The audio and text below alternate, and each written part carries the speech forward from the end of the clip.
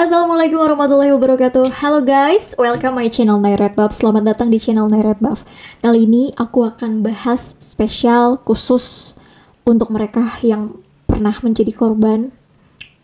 Yang kita tahu berita-berita sekarang beberapa bulan terakhir ini banyak sekali kasus-kasus pencabulan yang melibatkan santriawati di beberapa aku bilang yang dilakukan oleh oknum-oknum yang mungkin sangat tidak bertanggung jawab dan akhirnya terangkat ke permukaan, dan ini menjadi PR besar buat kita semua.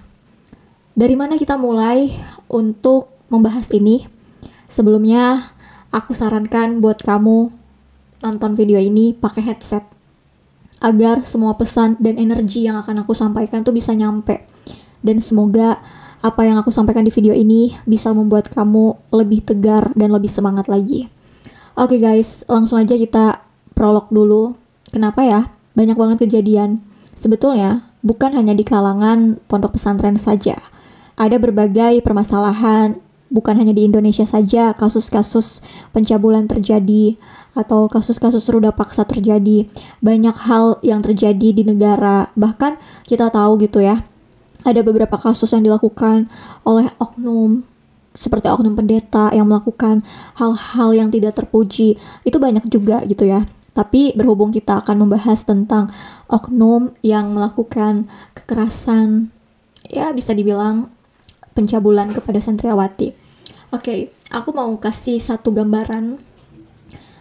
Andai saja skenario hidup bisa dibaca terlebih dahulu, pasti akan ada bagian yang ingin aku hapus karena aku merasa aku tidak sanggup untuk menjalaninya.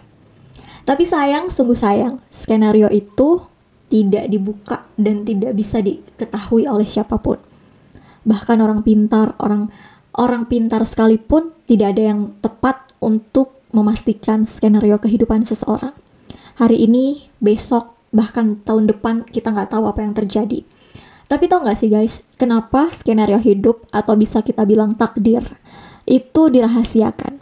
Karena kalau kita tahu, pasti banyak juga dong yang merasa takut duluan. Ketika kita tahu nih, di tanggal, bulan, dan tahun kita akan menerima musibah, pasti kita akan, aduh apa ya yang dilakuin ya, mau ngapain ya biar ini nggak terjadi. Akan melakukan segala atau 1000 cara untuk menghentikan itu semua terjadi. Makanya takdir dan skenario hidup itu dirahasiakan oleh Allah Subhanahu Wa Taala. So, kita mulai dari beberapa kasus yang terjadi di pondok pesantren. Adik-adik kita yang di bawah umur, yang belum punya pengalaman apapun, mereka dipaksa, mereka terintimidasi lah ya, terpojok, gak tahu harus ngapain. Mereka hanya pasrah dengan apa yang seharusnya mereka bisa menolak, tapi keadaannya sulit. Mereka jauh dari keluarga, orang tua gitu ya, dan harus mondok. Aku bilang tidak semua pondok pesantren seperti itu. Ini hanya dilakukan oleh oknum-oknum yang tidak bertanggung jawab. So, yang pertama, berikan waktu untuk bersedih. Kamu wajib untuk bersedih. Males makan atau males mandi, berikan waktu untuk bersedih. Menangis, gak mau ngobrol sama orang, gak mau ketemu orang, bahkan kamu pengennya sendirian di kamar. Oke, silahkan gunakan waktu itu. Tapi ingat, jangan sampai kebablasan dan terhanyut oleh sesuatu yang menurut kamu ini menjadi solusi. Tapi sebenarnya kamu hanya memberikan ruang untuk mengeluarkan kesedihan. Tapi kalau misalkan itu berlebihan, nggak baik juga buat masa depan dan kesehatan kamu. Setelah kamu memberi ruang untuk bersedih, untuk sendirian, yang kedua yang kamu lakukan adalah coba untuk menulis unek-unek apapun. Kamu mau menulis bahasa yang kasar, bahasa yang kurang enak didengar, kamu tulis. Dengan menulis, kamu menterapi diri untuk bertahap sembuh. Ya mungkin nggak akan sembuh 100%, tapi setidaknya kadarnya itu berkurang. Kadar stres, kadar rasa kecewa gitu ya. Dan setelah kamu menulis yang jelek-jelek ya, misalnya energi negatif itu kamu keluarin gitu, kamu kesel, kamu marah, tulis. Lalu setelah itu, kamu menulis lagi, tapi untuk hal yang positif. Harapan dan doa yang kamu inginkan. Misalnya kamu mau cita-citanya jadi apa? Jadi seorang dokter, atau kamu mau cita-citanya melanjutkan ke jenjang pendidikan yang lebih tinggi, atau kamu pengen orang tua kamu bahagia, kamu tulis di situ. harapan-harapan kamu pengen masalahnya cepat selesai, orangnya dihukum, kamu tulis aja di situ. Setelah kamu capek untuk menulis dan kamu mikir nulis apa lagi ya, berarti kamu sudah selesai menulis. Terus apa yang dilakukan ya ketika kita di posisi yang kita nggak tahu kita harus ngapain gitu. Kita mau cerita ke orang, kita malu. Kita mau berbagi perasaan kecewa kita tuh kayaknya nggak akan ada orang yang mau denger. Karena kita untuk mengungkapkannya aja malu gitu. Merasa kayak aib. Ya, memang pengalaman pahit itu cukup disimpan rapat-rapat antara kamu dan Allah yang tahu. Walaupun orang mencoba mencari tahu, menanyakan, ya sudah, kamu tidak butuh manusia untuk mengobati luka kamu. Yang akan mengobati itu diri kamu sendiri dan Allah. Jadi, kamu benar-benar berusaha bangkit dengan kaki sendiri, berdiri bertatih-tatih. Walaupun kamu berjalan harus merangkak-rangkak gitu ya. Tapi itu semua adalah keharusan yang kamu lakukan, yang mungkin ngerasanya kayak berat banget di awal. Tapi sekarang gini, kalau bukan kamu siapa lagi? Kadang kan kamu harus tahu, orang itu nanya-nanya, orang itu ngerasa care, peduli sama kamu. Bener-bener tulus gak? Ada orang yang cuma cari informasi doang, tapi ujung-ujungnya ya cuma cukup tahu aja, terus dia gak bakal bisa ngelakuin apa-apa. Pokoknya yang membuat kamu bangkit tuh diri kamu sendiri. Yang membuat kamu terpuruk ya diri kamu sendiri. Makanya kamu pilih mau terus-terusan terpuruk sepanjang waktu yang gak tahu sampai kapan, atau kamu bener-bener pengen bangkit, bener-bener pengen buat terobosan baru nih. Bener-bener kamu pengen berubah ke arah yang lebih baik tanpa ada dendam. Dendam tuh kalau dilihat dari hal negatif sih kan gak boleh ya. Tapi kalau dari hal positif, dendam itu kan ingin menunjukkan aku bisa lebih baik, aku bisa lebih bagus, bisa lebih sukses. Itu bisa menjadikan motivasi. Tapi kalau dendam hanya ingin terlihat, itu kan kayak fake, kayak palsu gitu, kayak cuma pengen kelihatan luarnya doang, ternyata dalamnya masih berantakan, masih mendidih-didih gitu ya. Berarti kan itu cuma dari kemasannya doang, dari cover, yang sebenarnya dalamnya juga kan masih lembek gitu, masih kayak masih rapuh gitu. Gimana sih kita dari yang tadinya diri kita rapuh, untuk benar-benar kita struggle tuh kayak survive, kita benar-benar kuat. Kamu pernah dengar gak kayak time is health, waktu adalah obat? Ya, kita memang butuh waktu. Gak bisa kayak kita minum obat, kamu minum obat ini 2 jam sakit kepalanya udah hilang, gak bisa. Kalau pikiran, hati, dan batin itu gak bisa 1 atau 2 jam, harus butuh waktu. Paling lama ya, paling sebentar itu kan kayak 3 bulan, 6 bulan lah. Itu terus bertahun-tahun kan kamu berdamai sama situasi, keadaan, dan diri sendiri. So dari mana ya, setelah tadi kita udah mencoba untuk menulis hal negatif, hal positif ditulis, kita ngasih waktu diri kita untuk benar-benar mengeluarkan air mata, marah, kecewa gitu kan, kita sendirian gitu kan. Yang dilakukan itu adalah memulai untuk mencoba. Memulai untuk mencoba. Jadi kalau misalkan kita di pikiran kita pengen memulai apapun itu ya, kayak kita pengen mulai melanjutkan sekolah, itu gak bisa dalam pikiran doang, itu harus dicoba. Kadang kan ada orang yang kayak, aduh kayaknya aku gak takut deh sekolah, kayak aku takut ketemu orang gitu. Coba dulu untuk memulai sekolah. Kayak kamu melanjutkan sekolah nih, ya jangan di tempat itu, cari sekolah lain yang rahasia, itu tuh cukup kamu doang yang tahu. Mungkin keluarga kamu udah tahu gitu ya, cuman kayak kalau misalnya teman kamu nanya kamu dari mana, ya udah cukup sekedarnya aja.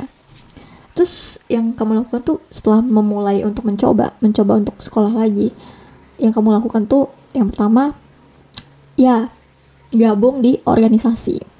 Di organisasi kan banyak ya, ada ekstrakurikuler, ada OSIS, ada MPR gitu kan. Kamu bisa mencobanya di situ. Kenapa? Kamu bakal ketemu orang-orang yang di organisasi itu, orang-orang yang mau berkontribusi, memberikan manfaat buat sekolahnya gitu kan. Kamu coba di organisasi itu, kamu belajar hal kecil gitu ya, belajar jadi misalkan jadi bendahara atau kamu jadi sekretaris. Intinya kamu punya aktivitas baru yang nggak cuma ya udah deh sekolah yang penting absen, yang penting ngerjain PR, nggak cuma itu. Jadi di organisasi itu kamu bakal dapet ilmu, bakal dapet pengalaman, dan juga teman baru. Kamu tuh nggak boleh apa ya, maksudnya kayak jangan terus-terusan nyalahin diri sendiri gitu loh. Ada saatnya kita pasrah menerima cobaan hidup. Ada saatnya kita berdamai. Jadi nanti seiring berjalannya waktu ketika kamu ada event gitu kan, kayak kalau di sekolah itu kan kayak ada perpisahan atau kayak ada kelas meeting gitu kan, kayak ada perlombaan-perlombaan terus kamu jadi panitianya gitu. Seiring berjalannya waktu kamu akan dapat energi dari lingkungan-lingkungan kamu. Kamu jadi panitia kelas meeting ini ya, olahraga voli. Kelas-kelas ini nanti kamu pengumuman ya, terus nanti mereka daftar registrasinya ke kamu. Nah, dengan begitu, yang nggak cuma absen ngerjain PR, kamu punya tugas tambahan kan. Kamu aktif di organisasi sekolah, baik itu kamu lebih sukanya ke ekstrakurikuler atau ke OSIS gitu loh. Intinya jangan berharap kalau misalkan kamu sekolah tuh kayak ya udah deh jalanin aja, yang penting absen dapat ijazah. No, aku kasih tahu ya sama kamu adik-adikku tersayang, kalau misalkan kita sekolah tuh bukan cuma sekedar kita dapat ijazah, tapi ketika kita menjalani waktu-waktu kita di sekolah, justru ilmu dan pengalaman itu yang perlu kita cari. Ijazah pasti kita dapat kan, karena ijazah tuh udah pasti dengan 3 tahun atau 4 tahun gitu kan kita dapat ijazah. Tapi kalau misalkan ilmu dan pengalaman tuh, kalau misalnya kita nggak dapet, itu nggak bakal terulang lagi. Sama kayak teman-temanku kan, mereka kuliah, terus mereka dapetnya cuma ijazah doang. Setelah mereka udah pegang ijazah nih, 1 lembar ijazah, mereka bingung. Karena nggak punya pengalaman, nggak punya temen, nggak punya koneksi gitu loh. Jadi ketika misalnya cuma ijazah, kamu udah punya pengalaman, udah punya koneksi gitu kan. Bisa nanti kamu daftar ke perusahaan untuk bekerja, atau kamu meneruskan jenjang pendidikan melalui beasiswa. Tapi jujur gini ya, aku kan ngerasa kayak udah aktif banget tuh ya di sekolah, tapi pas aku ngerasa kayak kok aku nggak tahu ya dulu ada informasi ini, kayak aku juga kurang update gitu. Kayak aku baru tahu kayak kita bisa gitu pakai beasiswa jalur bidik misi gitu. Jadi kuliahnya itu full gratis, dari dibayarin sama negara. Terus ada LPDP gitu kan, di LPDP kita bisa kuliah S1 sampai S2 bahkan S3 di dalam atau di luar negeri. Sebenarnya informasi begitu kan akan ada terus gitu ya, cuma kitanya mau nggak nyari tahu, kitanya mau nggak mencoba.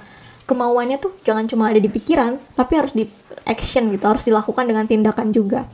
So kita balik lagi tadi, setelah kamu mencoba untuk bergabung di organisasi ekstrakurikuler, terus apa yang akan kamu lakukan nih?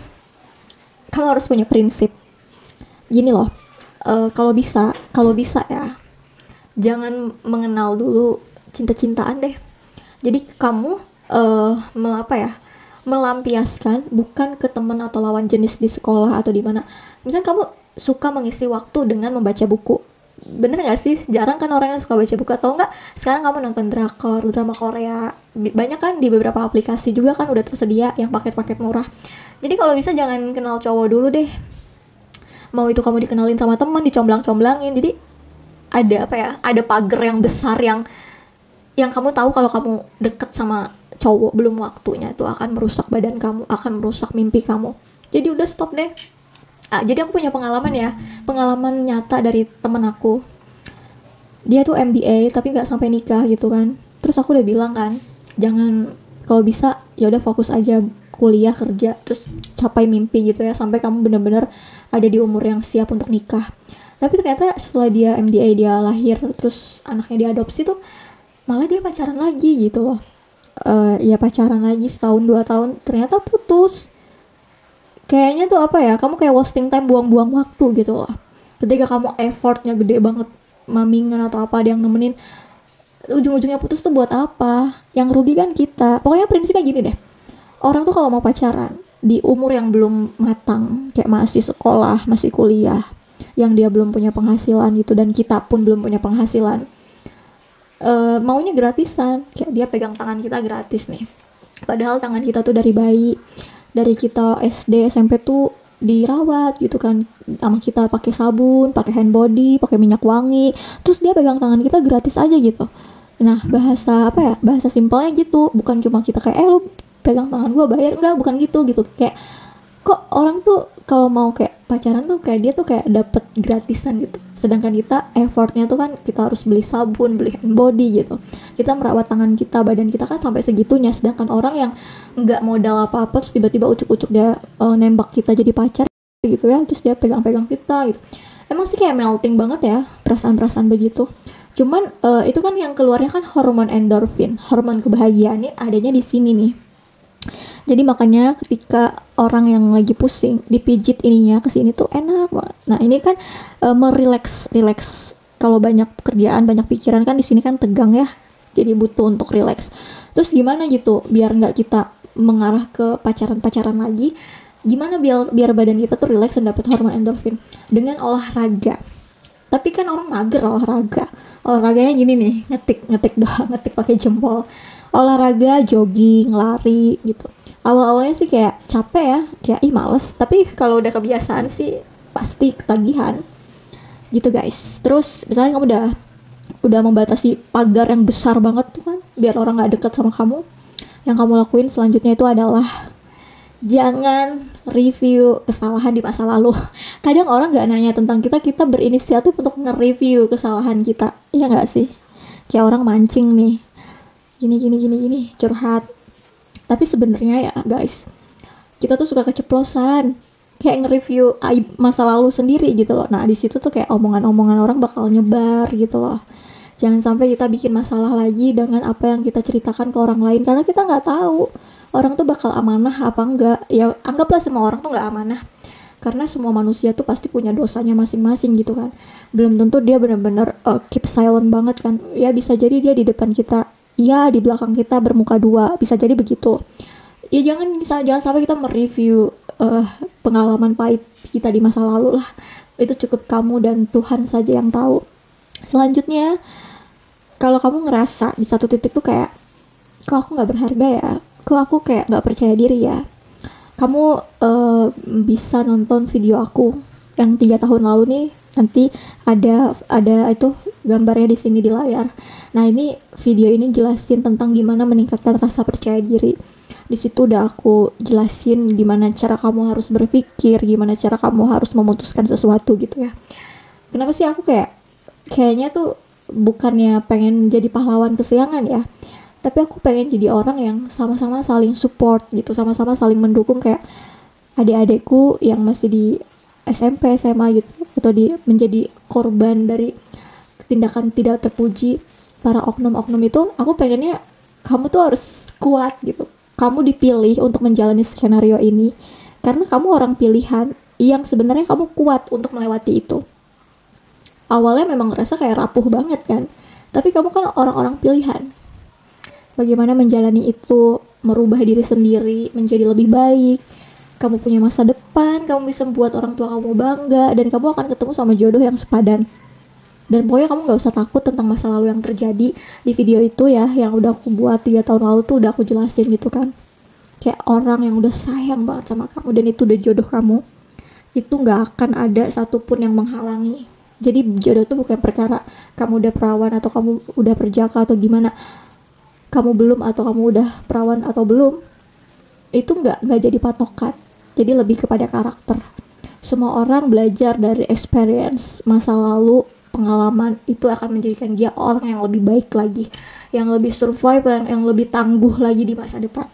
So, semoga video ini bermanfaat buat kamu. Kalau kamu pengen bertanya, silahkan komentar di bawah ini. Kita ketemu di next video berikutnya. Bye. Wassalamualaikum warahmatullahi wabarakatuh.